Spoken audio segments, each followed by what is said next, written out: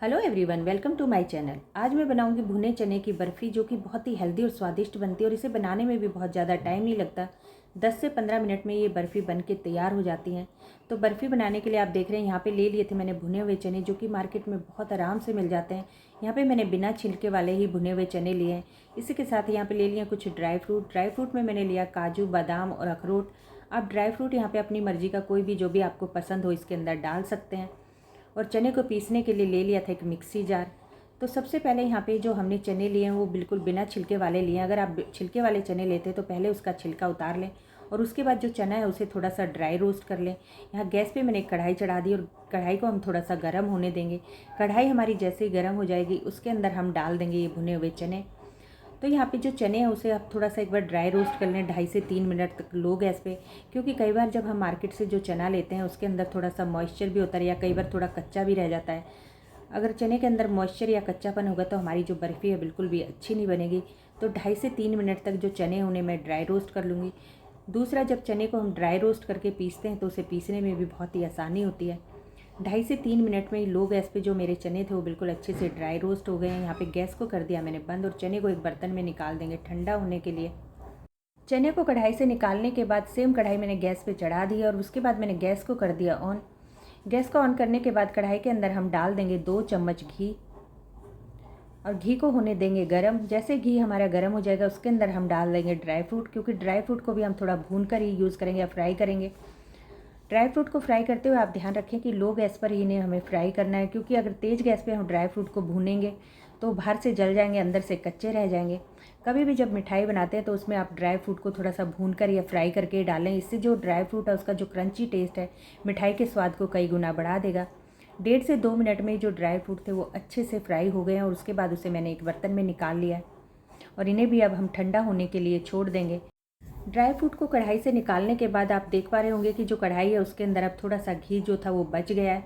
उसी बचे हुए घी के अंदर हम डाल देंगे 400 ml दूध।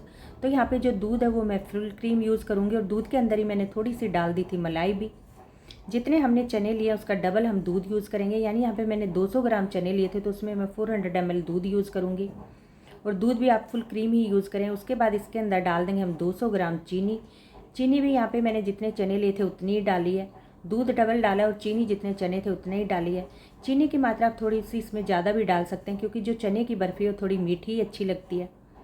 अब दूध और जो चीनी है उसे हम अच्छे से कर लेंगे एक बार मिक्स और लो टू मीडियम गैस पर हम दूध को 5 से 6 मिनट तक अच्छे से उबाल लेंगे, ताकि दूध हमारा जो है थोड़ा सा गाढ़ा हो जाए।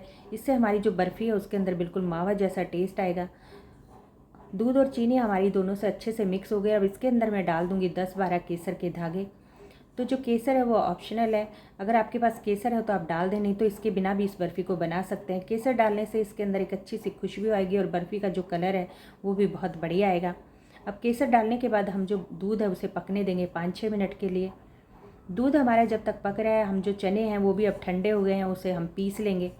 तो आप चने को ठंडा होने के बाद ही पीसें और इसी के साथ जो ड्राई फ्रूट थे उसे भी मैं इस चने के साथ ही पीस लूँगी।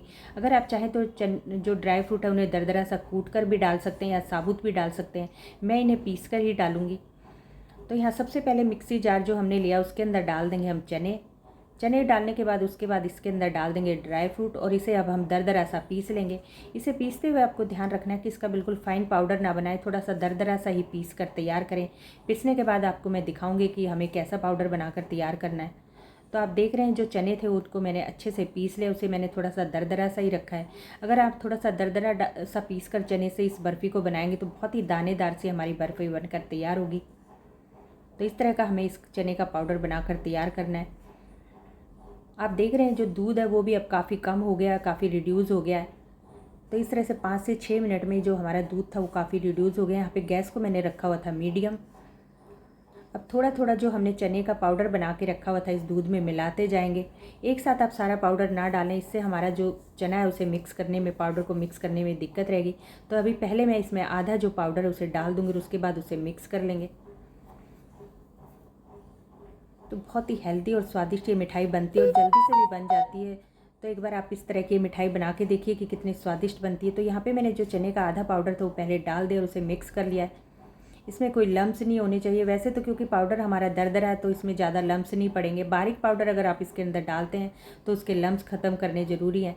तो आप इसे थोड़ा सा दरदरा सा ही पीस कर तैयार कर लें। बाकी का जो पाउडर था उसे भी हम दूध के अंदर कर देंगे मिक्स, और 1.5 से 2 मिनट में ये बहुत अच्छे से इसके अंदर मिक्स हो जाएगा। यहाँ पे मैं अभी दूसरा स्पून यूज़ करूँगी क्योंकि इससे मिक्स करने में दिक्कत हो रही है। तो आप देख रहे हैं जो हमारा बर्फ़ी का जो मिक्सचर है वो बिल्कुल पूरी तरह से अभी बन चुका है। अभी इसमें मैं थोड़ा सा डाल दूँगी मिल्क पाउडर। यहाँ पे मैंने थोड़ी सी मलाई भी डाली थी, थोड़ा सा मैं डाल दूँगी मिल्क पाउडर, और अगर आपके पास है तो डाल दें, नहीं तो आप यहाँ पे मलाई की थोड़ी सी क्वांटिटी बढ़ा दें। इससे जो बर्फ़ी है इसके अंदर बिल्कुल मावा जैसा टेस्ट आएगा। अब मिल्क पाउडर को भी हम बहुत अच्छे से मिक्स कर लेंगे, क्योंकि यहाँ पर हमने जो घी है बहुत ही कम यूज़ किया है। सिर्फ पहले हमने 2 चम्मच के करीब जो छोटे चम्मच थे वो घी इसमें डाला था, और 1 चम्मच के करीब और घी इसमें मैं डालूँगी। मिल्क पाउडर को मिक्स करने के बाद अब इसके अंदर मैं डाल दूँगी 1 चम्मच देसी घी। इस स्टेज पे देसी घी डालने से हमारी जो मिठाई है उसके अंदर बहुत ही अच्छी खुशबू आती है। दूसरा, मिठाई में बहुत ही अच्छी शाइन आती है। अब घी को भी हम इस मिक्सचर के अंदर बहुत अच्छे से मिला लेंगे, बहुत अच्छे से मिक्स कर लेंगे। तो आप देख रहे हैं जो घी था उसे भी मैंने मिक्स कर लिया, और उसके बाद मैंने गैस को कर दिया बंद। गैस को बंद करने के बाद हम कढ़ाई को नीचे उतार लेंगे और अब इस मिठाई को जमाने की तैयारी करते हैं। तो मिठाई को जमाने के लिए आप देख रहे हैं यहाँ पे ले लिया मैंने एक कंटेनर, जिसे घी से अच्छे से ग्रीस कर लिया है। घी से ग्रीस करने के बाद जो हमने मिक्सचर बना के रखा हुआ था कंटेनर के अंदर डाल देंगे। तो यहाँ पे आप चाहे तो इसकी बर्फ़ी भी बना सकते हैं या लड्डू भी बना सकते हैं। मैं इसकी बर्फ़ी और लड्डू दोनों ही बना रही हूँ। तो मिक्सचर को कंटेनर के अंदर डालने के बाद उसे अच्छे से दबा देंगे, बिल्कुल एक जैसा एकसार कर देंगे। तो आप देख रहे हैं जो मिक्सचर था उसे मैंने बहुत अच्छे से दबा दिया, दबाते हुए एकसार कर दिया है। अब इसके बाद हम इसे कर देंगे थोड़ा सा गार्निश, ताकि हमारी जो बर्फ़ी है देखने में भी अच्छी लगे। यहाँ पे मैंने लिया था बादाम की कतरन, तो उन कतरन को हम इस मिक्सचर के ऊपर डाल देंगे। उसके बाद कतरन डालने के बाद एक चम्मच की हेल्प से इसे भी अच्छे से दबा देंगे, ताकि हमारी जो बादाम है वो भी हमारी बर्फ़ी के अंदर अच्छे से सेट हो जाए। तो यहाँ पे ले लिए मैंने एक स्पून, और उसकी हेल्प से मैं इसे अच्छे से दबा दूँगी। बादाम को बर्फ़ी पे मैंने अच्छे से सेट कर दिया। अब इसे मैं ठंडा होने दूँगी 10-15 मिनट के लिए। ऐसा जो मिक्सचर बच गया था उससे मैंने 4-5 लड्डू भी बना कर तैयार कर लिए थे। तो लड्डू बर्फ़ी जो भी आपको चाहे अच्छी लगे वो आप इससे बनाकर तैयार कर सकते हैं।